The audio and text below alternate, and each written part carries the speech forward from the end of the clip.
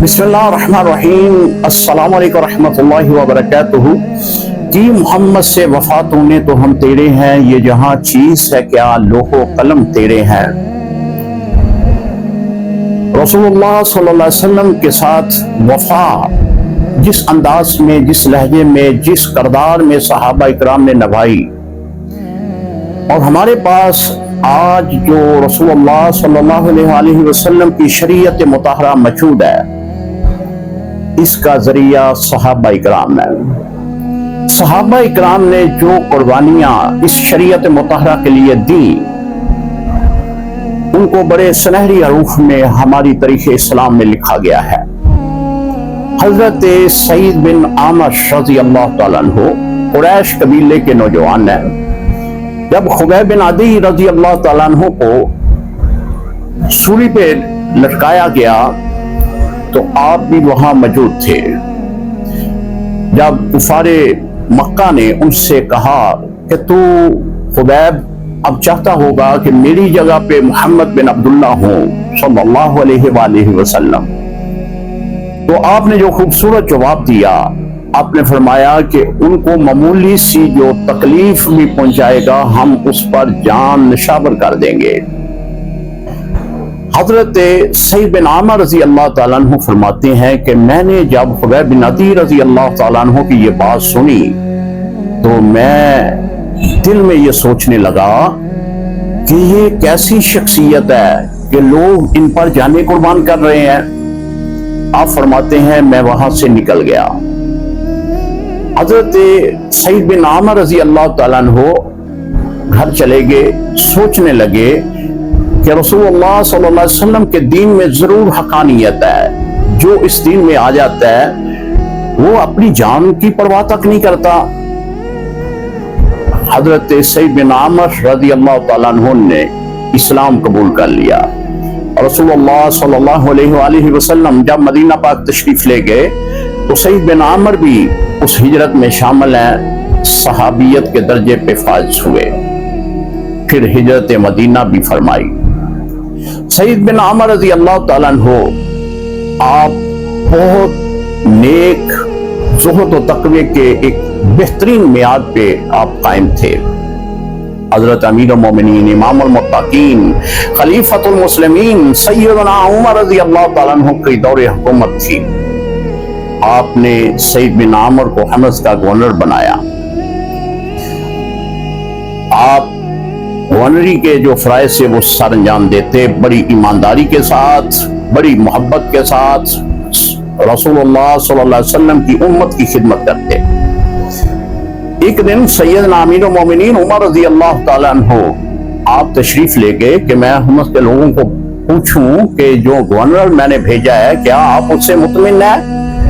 ये उम्मत का तर्ज अमल था। सैयदना उमर रज़ी अल्लाह तआला अन्हु खुद तशरीफ लेकर जाते थे, लोगों से पूछते थे कि मैंने जो गवर्नर आपको दिया है, जिसको मैंने आपके इलाके की बादशाहत दी है, क्या वो आपके साथ तावन कर रहा है। अगर वो तावन ना करता तो आप उसी वक्त उसको उसके ओहदे से हटा देते। आप हम उसमें तशरीफ लाए, लोगों को इकट्ठा किया, आपने पूछा कि क्या सईद बिन आमर आपसे तावन करता है, अच्छी हुक्मरानी कर रहा है, गवर्नरी के जो फराइज हैं वो सही तौर पर अदा कर रहा है। तो सभी लोगों ने कहा जी आपने तो बेहतरीन, बाकमाल और बारोब शख्सियत जो है हमें अता की है। आप तो बहुत नेक हैं, ईमानदार हैं। तारीफें करने लगे।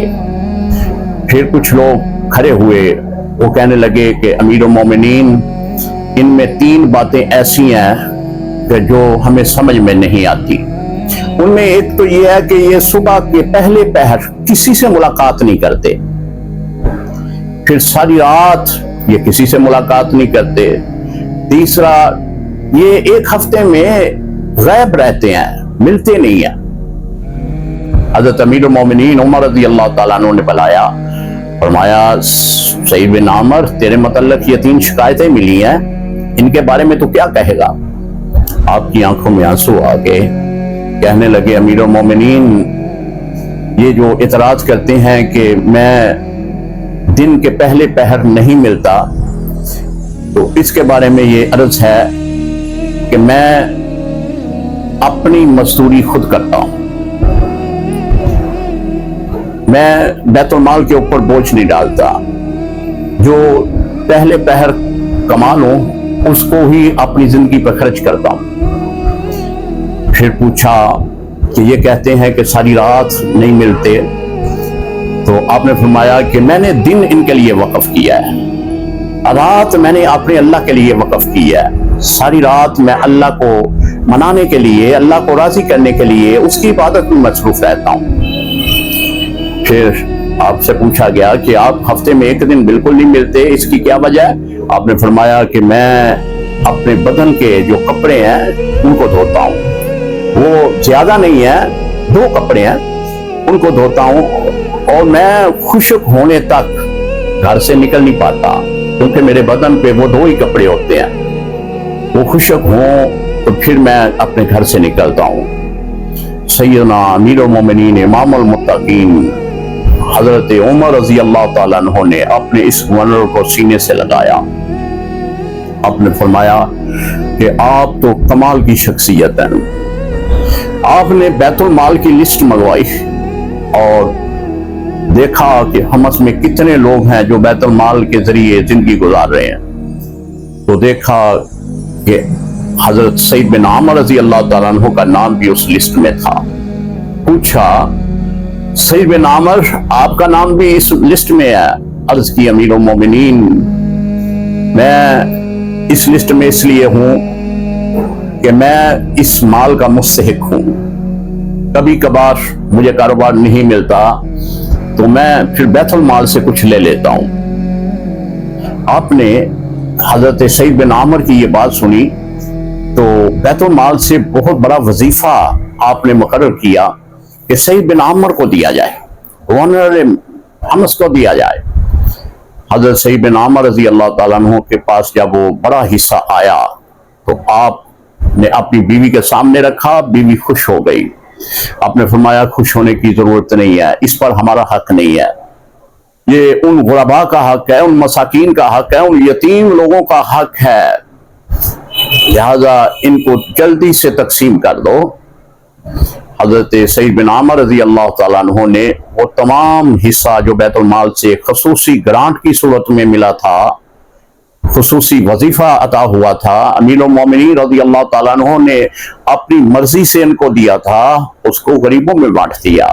یہ ہیں صحابہ کی زندگیاں جو ہمارے لیے مشعل ہدایت ہیں، یہ ہیں صحابہ کے وہ کارنامے جو ہمارے ضمیر کو جھنجھوڑتے ہیں کہ تاریخ اسلام کا کردار ہی صحابہ ہے، رسول اللہ صلی اللہ علیہ وسلم کی شریعت کو ہم تک پہنچانے والے ہی صحابہ ہیں۔ صحابہ تجھے سلام، صحابہ تجھے سلام، السلام علیکم ورحمۃ اللہ وبرکاتہ۔